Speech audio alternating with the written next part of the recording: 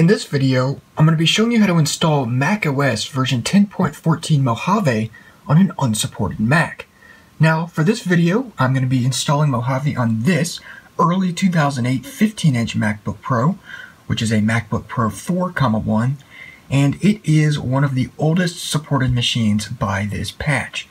So, before you get started, you're going to want to head over to my webpage, which of course I will put a link to in the video description, and here you can find all the information you need to install Mojave on your unsupported system.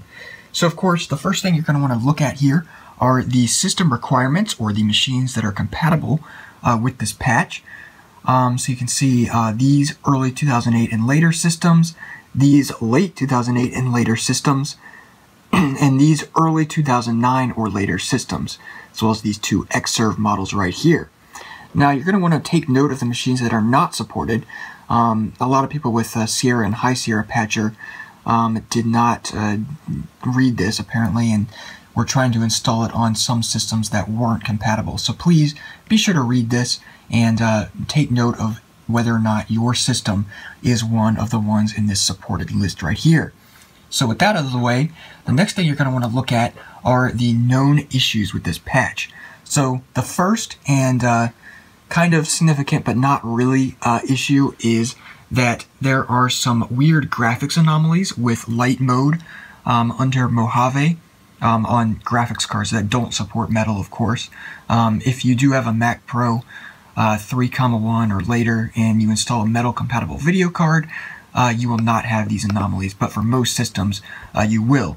And I will say that the anomalies that you will get are very, very minor and do not affect the usability or performance of the system whatsoever. So it's just I'll show you once we get Mojave installed, but it's basically a dark gray menu bar instead of it being translucent, and a dark gray Finder sidebar instead of it being translucent like it's supposed to be. But like I said, it's very minor and the system is fully usable even with those anomalies in place. And when you use dark mode, those anomalies are not present whatsoever. So the next thing you want to keep note of here are AMD Radeon HD 5000 and 6000 series GPU issues. As at this time, Radeon HD 5000 and 6000 series GPUs will not work correctly at all in Mojave. So there are some ways around it with some systems. For example, if you have an iMac with a Radeon 5000 or 6000 series GPU, you can actually open the machine and replace the card with a card that is actually compatible with Mojave. You can actually install a metal compatible card even, if you want to do that. Older AMD cards, that is Radeon HD 4000 and older, will work perfectly fine under Mojave. Of course with the graphics anomalies, because they are not metal supported, but they will work just fine nonetheless. And if you're running a MacBook Pro 8,2 or 8,3, which is a late or early or late 2011 15-inch or 17-inch MacBook Pro, it is actually possible to disable the dedicated AMD Radeon HD 6000 series GPU and run it off only Intel HD graphics, which will work just fine under Mojave. And I will put a link to my guide to disable the dedicated AMD GPU on those systems, which you will need to do, of course, before you run Mojave if you want good system performance. The last significant note here are AMD GPU support on the early 2008 Mac Pro. That's the Mac Pro 3,1. Currently, or actually, the Mac Pro 3,1 has a CPU that does not support SSE 4.2, and it is not possible to install a CPU that supports SSE 4.2 into a Mac Pro 3,1. And as such, you cannot run any newer AMD video cards on a Mac Pro 3,1 under Mojave. And that includes the 5000 and 6000 series, of course, as well as the 7000 and later AMD cards. You cannot, like I said, you cannot run any AMD cards, even if they support metal, on a Mac Pro 3,1. You can, however, use a Radeon HD 4000 series or older GPU on a Mac Pro 3,1, and it will work just fine. So with that out of the way, we can go ahead and begin the process of installing Mojave on this system. So the first thing you're going to need is a flash drive or other USB volume that is 16 gigabytes or larger in size. You can actually use a small 16 gig or larger partition on your internal hard disk to do this, but I would recommend using an external drive of some sort. So in my case, I'm going to be using this external hard drive here with a USB adapter. As you can see, I have it right here, and I've got a USB connection here, which I'll be plugging into the system. So with that, we need to begin downloading the necessary software.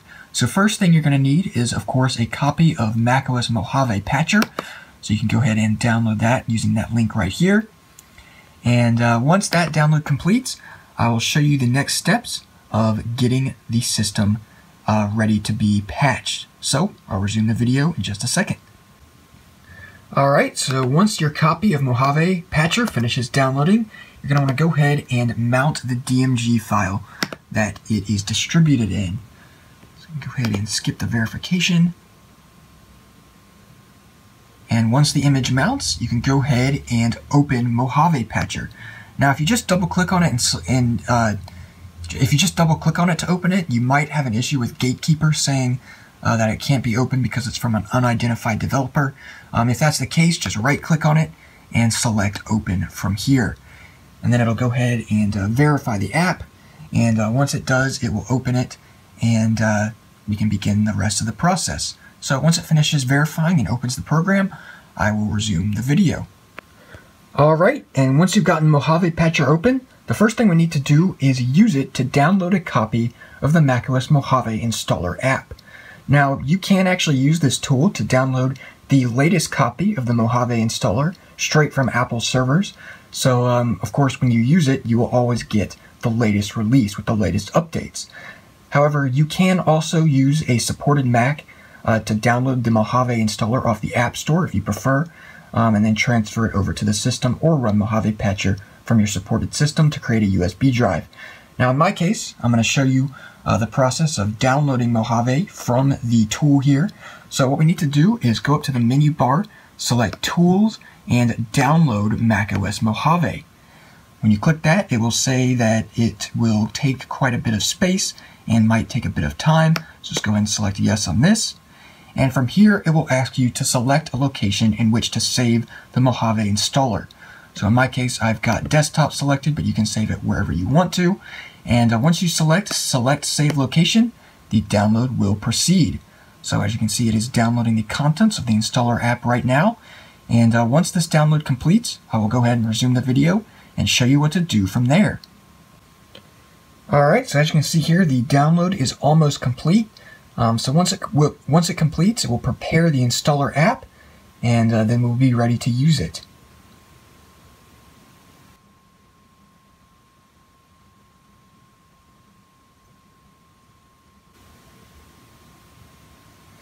Alright, and once the installer app has been prepared, we can now use it to create a patched installer. So it will ask us if we want to do that there. Just go ahead and select yes.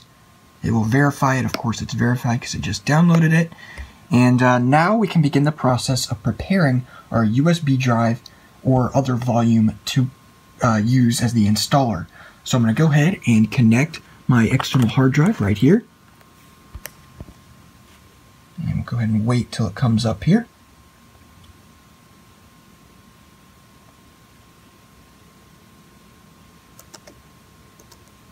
Alright, and there we go. So the drive is now mounted. So now what we want to go ahead and do is go into Disk Utility and format the drive appropriately.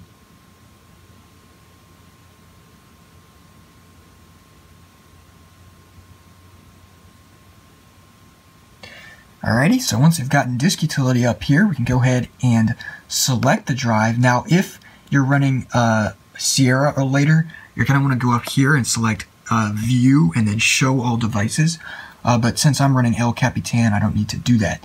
Now, if you're formatting an entire drive, you're going to want to click on the drive here and then go up to the Erase tab and format it as GUID partition map, as well as OS X or macOS extended journaled. And you can name it whatever you want. However, since I'm going to keep my partition scheme intact, I'm just going to erase this partition right here instead. So I'm going to go ahead and erase this. I'm going to name it Mojave or Mac OS because I'm going to be using it as the installer, and I'm going to go ahead and select Erase, of course with macOS or OS X Extended Journal selected. So we'll take a few seconds to erase here, select Done, close out of Disk Utility, and now what you want to do is select this little refresh icon here to reload the available volumes. So once we do that, you can see it changed, and we now have our newly formatted macOS volume right here. So what we want to go ahead and do is select that and select Start Operation. It will warn you that all contents on the disk will be erased, even though we already did that. Just go ahead and select Yes. Enter your password. And continue with the process. So as you can see here, the process will begin. And if you go ahead and open the verbose output view here, you can actually see any log or any actions or logs that are going on in the background. So I'll just go ahead and let this process complete, and then resume the video once it is complete. Alright, so as you can see, the process is almost complete here, and once it completes, we'll begin the process of installing Mojave onto your system. So it'll complete in just a second. And there we go. As you can see, the tool is now complete. So now what we can go ahead and do is close out of Mojave Patcher and then reboot your system off of the newly created patched installer volume. So go ahead and restart here, of course with my USB drive connected right here. And you want to boot while holding down the Option key. So it will get into the boot menu. So I'm going to go ahead and hold it down here. And then once the system reboots, it will get into the boot menu.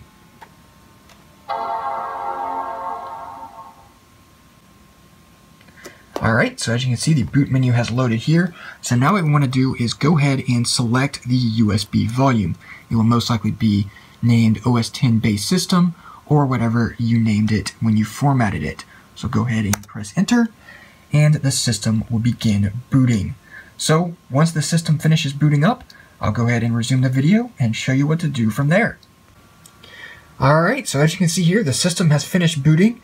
Now what we need to do is either A, proceed with the install as normal to upgrade a current install of OS X you might have installed on your system, or we will go through the process of formatting your hard disk or SSD to do a clean install. So if you want to do an upgrade, all you do is go through the setup here. I'll just do it just to show you. And then once you get to this screen, you're going to want to select the volume that contains your current install of OS X. So in my case, it would be El Capitan, since that's what I was just running. And then you would just continue and it would install from there. However, I'm doing the option that I would recommend doing, and that is doing a clean install. So in order to do that, the first thing we want to do is open up Disk Utility. You can either double click on it over in the Utilities menu here, or select it from the Utilities menu in the menu bar like so. I'll go ahead and do that. And once Disk Utility loads here, we're going to want to select the volume or the drive. And like I said, you might have to go to View and then Show All Devices first. If you want to format a whole drive, go ahead and select Erase. Make sure GUID partition map is selected. And then for the format, you can either use macOS Extended Journaled or you can use APFS. Now, for some reason, Mojave, when doing software updates, will only do the software updates if you're using a APFS volume. So if you want smooth system updates, you should use APFS. Now, keep in mind on machines that do not natively support High Sierra and therefore do not natively support APFS, you will have a verbose booting output every time you start up the system off the APFS volume. However, that is a very, very minor inconvenience, and of course, it's just visual, won't actually cause any problems with the system whatsoever. Now in my case, I'm just going to be formatting it as macOS Extended Journal, just because that's what I want to do in this case.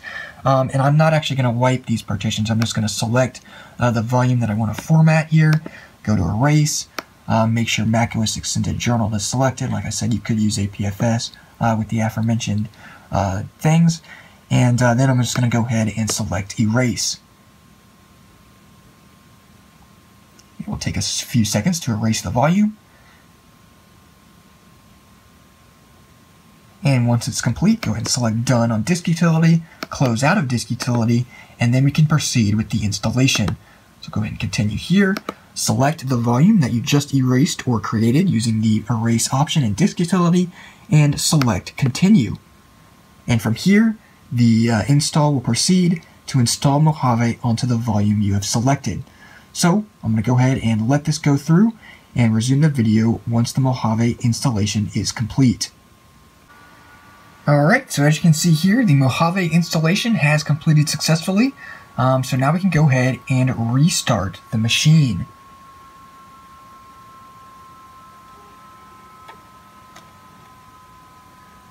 Now, if you just let the system reboot normally, like I'm doing right now, you will see this screen.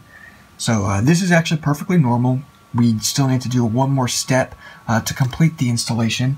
And if you're using a machine, if you're using a volume that is formatted as APFS, you might not see anything or just a flashing question mark.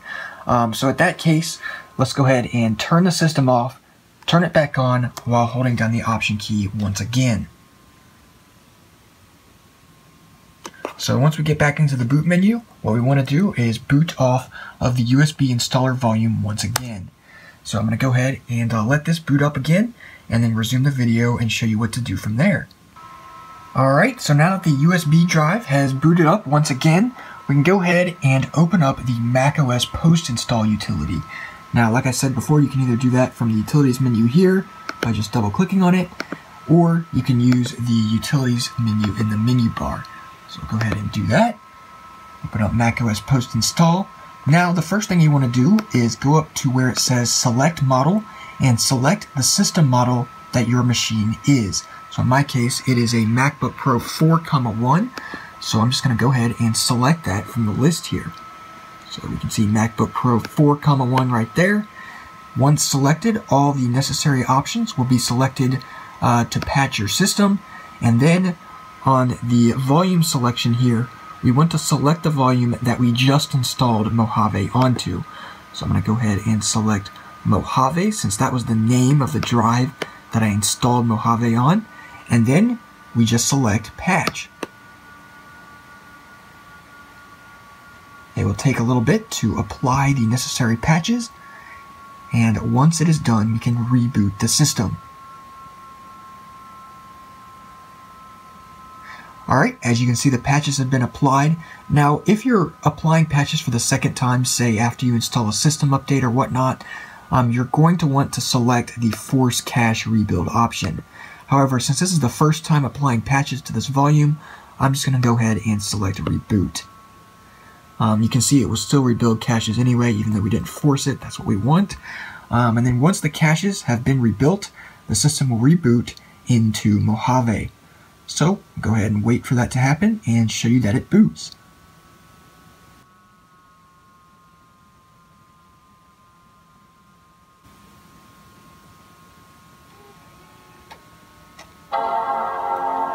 Alright, so as you can see, the system has now rebooted, and it should now begin to boot into Mojave. And as you can see, it is. So I'm going to go ahead and let this finish booting up, go through the first time setup, and then show you the system. So I'll be right back. Alright, so as you can see, my machine has booted up, and I've completed the first time setup, and it is now running Mojave. So let's go ahead into About This Mac and check out the system specifications. So you can see that this is indeed a MacBook Pro 4,1. It doesn't actually say that here because the serial number is actually not written on this board, but this is indeed a early 2008 15-inch Apple MacBook Pro. You can see here it's got a 2.6 GHz Core 2 Duo CPU and the NVIDIA GeForce 8600M GT graphics card. And as you can see, I have it running in dark mode right now, which looks perfect on this system. So we can go into Launchpad, everything looks good.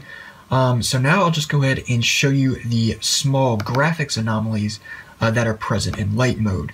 So as you can see here on the Finder sidebar, it is translucent. You can sort of see the little hill behind it on the wallpaper. But now I'll go ahead and open up System Preferences and set it to the light appearance. So, as you can see, it looks pretty normal. However, as you can see, the menu bar has a gray tint to it and is not translucent like it's supposed to be. And if I click on this window, you can see that the sidebar of the Finder windows here are also this weird non-translucent gray color. Now, like I said, this doesn't affect the performance of the system at all. It's just kind of a weird graphics effect, and it doesn't look the best, but of course the system is still fully usable. So now I'll go ahead and switch it back into dark mode just because it looks much nicer. And yeah, as you can see in dark mode, like I showed you before, the menu bar and Finder sidebar looked perfectly normal. So the last thing I want to show you before I wrap up this video is the application called Patch Updater that is installed by default by the tool. So I'll go ahead and open it up here. It's located in your Applications and Utilities folder or the other folder in Launchpad, as you can see here. And what this program does is it will allow you to install new patches for your system as they are released. So for example, in this case I have the ambient light sensor patch for the MacBook Pro 4,1 systems, as you can see there, that I can install using this tool. Now, another feature that this tool has is reinstalling currently installed patches. So you might need to do this after a system update. It might overwrite some of the patched files. In that case, you need to reinstall some of the patches using Patch Updater. Now, to do that, if no new updates are available, there will be a dialog that says View Installed Updates. So you just want to click that. Otherwise, you can use the menu bar and select View Installed Updates from there. And then you'll get this window, which has a list of all the patches you have installed, and from here you can reinstall them. So for example, if I wanted to reinstall this patch, I just right click on it and select Reinstall. Now what I can also do is select multiple, right click and select Reinstall, and it will install all the ones you select, or you can hit this button down here that says Reinstall All, and of course that will reinstall all the patches in this list. So that is what you need to do after installing system updates, and you will get this while using your system if new updates are available. And you can of course disable the automatic checking using this checkbox down here. So that is how to install macOS version 10.14 Mojave on an unsupported Mac. So I hope you enjoyed this video.